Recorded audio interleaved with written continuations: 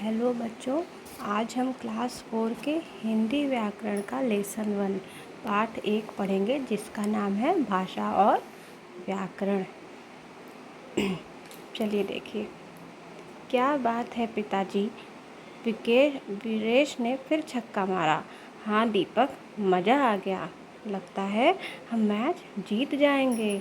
दीपक ने दूरदर्शन पर मैच देखकर पिताजी से वीरेश से छक्का मारने की खुशी बताई। पिताजी दीपक की बात सुनकर बोले कि मज़ा आ गया। देखिए यहाँ देखकर पिंक लिखा है, बताई पिंक लिखा है, सुनकर बोले ये सब पिंक लिखा है। इस पर ध्यान दीजिए, अभी मैं बताती हूँ। मैं ऑफिस के महत्वपूर्ण बिंदुओं को लिख लेती हूँ, ये सभी को जाकर बताने हैं। यहाँ देख कर, बोल कर, सुनकर भाषा के मौखिक रूप हैं। यहाँ लिखना भाषा का लिखित रूप है। इस प्रकार हम बोलकर और लिखकर अपने विचार प्रकट करते हैं और सुनकर या पढ़कर दूसरों के विचार जानते हैं। मतलब जिस साधन के द्वारा हम अपने विचारों या भावों को प्रकट करते हैं तथा दूसरों के भावों या विचारों को समझते हैं, उसे भाषा कहते हैं। सीधी सी बात है, जैसे अभी हम आपको जो भी कुछ बता रहे हैं, आप जो सुन रहे हैं और हम जो बोल रहे हैं, ये किसके द्वारा हो रहा है? हम जो बोल रहे हैं ये किसके द्वारा हो रहा है? ये हो रहा है भाषा के द्वारा। भाषा ही ना होती है ऐसे कुछ करते तो आपको समझ में आता? क्या हम बोल रहे हैं? कुछ नहीं समझ में आता। तो हम बोल रहे हैं, आप सुन रहे हैं, ये सब किसके माध्यम से हो रहा है? ये भाषा के माध्यम से हो रहा है। देखिए लिखा भी है, जिस साधन के द्वारा हम अपने विचारों या भावों को प्रकट करते हैं तथा दूसरों के भावों या विचारों को समझते हैं, उसे भाषा कहते हैं। भाषा के बिना हम नहीं जान पाएंगे कि कौन क्या कह रहा है या हम क्या कह रहे हैं। ना किसी को हम अपनी बात समझा पाएंगे, ना दूसरे की बात हम समझ पाएंगे। ठीक है, देखिए अब क्या दिया है? अब दिया है कि भाषा के 3 रूप हैं। भाषा के कितने रूप हैं? 3 रूप हैं। मौखिक भाषा, मौखिक मतलब मुंह, ओरल। लिखित मतलब रिटन। सांकेतिक मतलब जो हम संकेत से बताते हैं। तो भाषा के रूप हैं मौखिक भाषा, लिखित भाषा, सांकेतिक भाषा। मौखिक भाषा, जब हम बोलकर अपने विचार प्रकट करते हैं और दूसरों के विचार सुनकर समझते हैं, तो भाषा का यह रूप मौखिक भाषा कहलाता है। जैसे बातचीत, कहानी सुनाना, भाषण देना, पढ़ाना आदि। हम पढ़ा रहे हैं, किसके माध्यम से हो रहा है?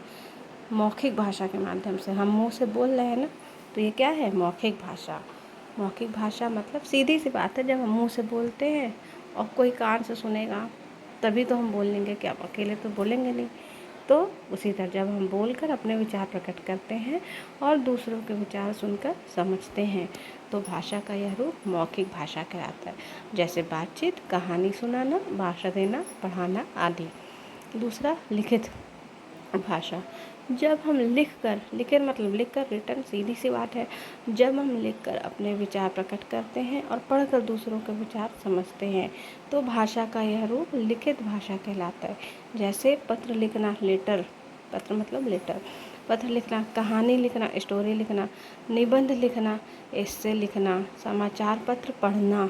पढ़ना यहाँ लिखा है, क्यों? क्योंकि समाचार पत्र खुद ही लिखा हुआ रहता है, उसे हम पढ़ते हैं। तो सब क्या हो गया? लिखित भाषा हो गई।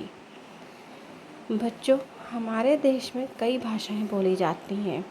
क्यों बोली जाती? क्योंकि यहाँ कई तरह के लोग रहते हैं, कई राज्य हैं, सबकी अपनी अपनी भाषा है, इसलिए हमारे देश में कई भाषाएं बोली जाती हैं। हिंदी भारत की राजभाषा है। कुछ अन्य भारतीय भाषाएं इस प्रकार हैं। राजभाषा है, राष्ट्रभाषा नहीं है। राष्ट्रभाषा इसीलिए नहीं हो पाई क्योंकि यहाँ बहुत तरह के लोग रहते हैं, बहुत से राज्य हैं।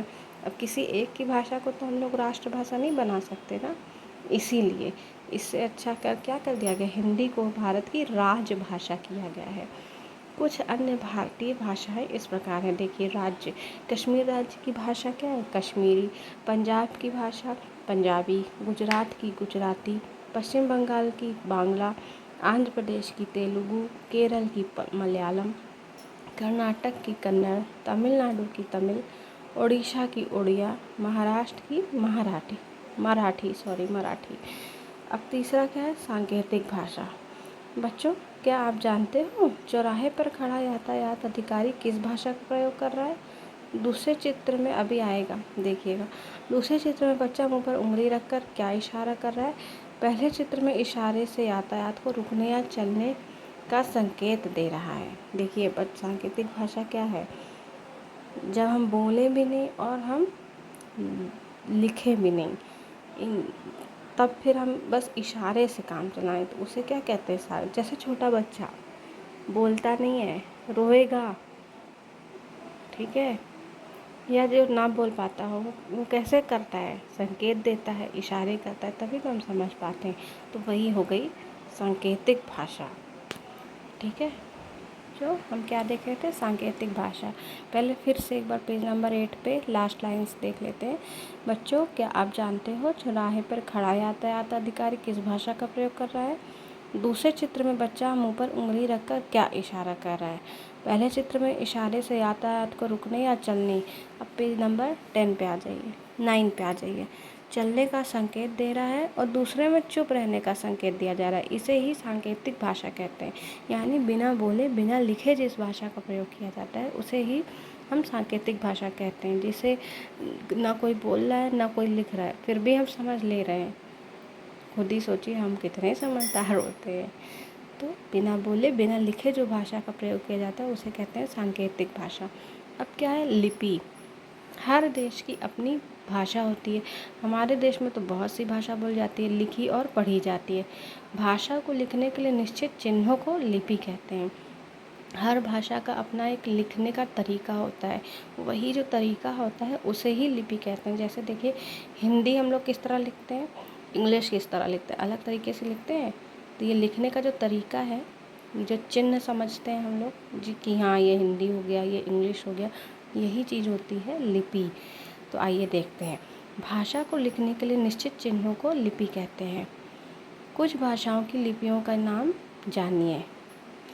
हिंदी, गुजराती, मराठी, ये सब किस में लिखी जाती है? देवनागरी लिपि में। बांग्ला लिपि में लिखी जाती है। पंजाबी गुरुमुखी में लिखी जाती है। उर्दू फारसी लिपि में लिखी जाती है। अंग्रेजी रोमन में लिखी जाती है। तो आपको खुद ही पता है, आप हर भाषा देखिए, सबका लिखने का तरीका अलग रहता है। सबसे ईजी एग्जाम्पल है इंग्लिश और हिंदी का, जिसे हम डेली पढ़ते ही हैं। हिंदी कैसे लिखी जाती है? वो देवनागरी, वो उसकी लिपि क्या हो गई? देवनागरी।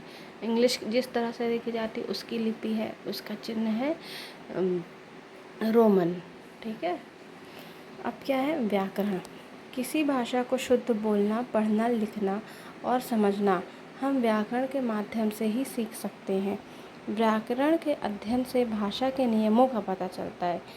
जैसे हम एक कोई तरीका होता है ना हम लोग का बोलने का, ये नहीं कि जैसे हम बोल रहे हैं हम पढ़ा रहा हूँ, हम खाएंगा, ये सब तो कोई तरीका है नहीं। हम खाएंगे या मैं खाऊंगी, मैं पढ़ा रही हूँ, ये एक तरीका है। जो तरीका है, जो किसी भाषा को बोलने के लिए शुद्ध रूप है, जो कायदे से बोलने के लिए एक नियम होते हैं, उन नियमों को ही हम क्या कहते हैं? व्याकरण कहते हैं। जैसे मैं खाएंगा, ये तो गलत हो गया, ये कोई तरीका तो है नहीं, ये कोई नियम नहीं है, इस तरह बोलना अजीब भी लग रहा है। तो मैं खाऊंगी या मैं खाऊंगा, ये एक तरीका है, ये एक नियम है बोलने का, उसे ही हम क्या कहते हैं? व्याकरण कहते हैं। लिखा भी है, व्याकरण भाषा के शुद्ध रूप का ज्ञान कहलाता है। हाँ, तो जब हम जो भी भाषा बोलते हैं सही तरीके से, वो भाषा का शुद्ध रूप जब होता है, सही तरीके से हम बोलते हैं, वो सब किसके द्वारा होता है? व्याकरण के द्वारा ही होता है। आई होप आप सब समझ गए होंगे। एक बार और से रिपीट कर लीजिएगा अपने लिए। Thank you.